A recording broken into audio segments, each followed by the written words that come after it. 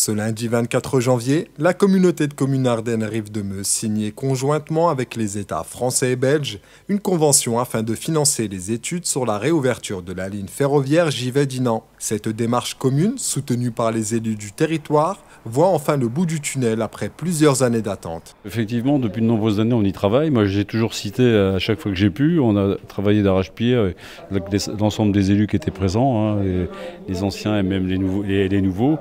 Et aujourd'hui, on est vraiment dans une phase qui est concrète où on lance des études d'opportunités, des études techniques exploratoires. Donc, à l'issue de ces études-là, il y aura d'autres études qui seront faites. Un travail collaboratif d'équipe entre tous, puisque l'ensemble de la classe politique belge, d'ailleurs, s'est rangé finalement du côté de cette réouverture. Ce projet d'étude porte également sur la création d'une éventuelle piste cyclable le long de la ligne ferroviaire de Givet à Dinan. Il y a un potentiel assez important, tant économique, mais aussi pour la mobilité évidemment des transfrontaliers, qu'ils soient belges ou français. Mais il y a aussi une opportunité en termes de tourisme, puisque à côté de la ligne ferroviaire, on étudie aussi la possibilité de créer un projet de véloroute qu'on appelle le Ravel, et qui serait en fait le long des voies de chemin de fer. Et donc le vélo et le train ici dans la région sont complémentaires. La remise en circulation de cette ligne ferroviaire serait également le dernier chaînon manquant aux moyens de transport reliant la France à la Belgique. Pour le territoire des Ardennes, c'est très important parce qu'il y a déjà l'autoroute qui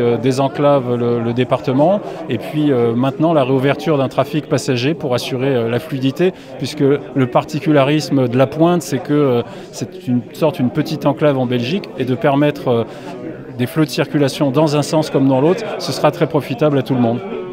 L'étude débutera à partir du premier trimestre 2022 pour une durée de 9 à 12 mois, incluant un budget global de 418 000 €.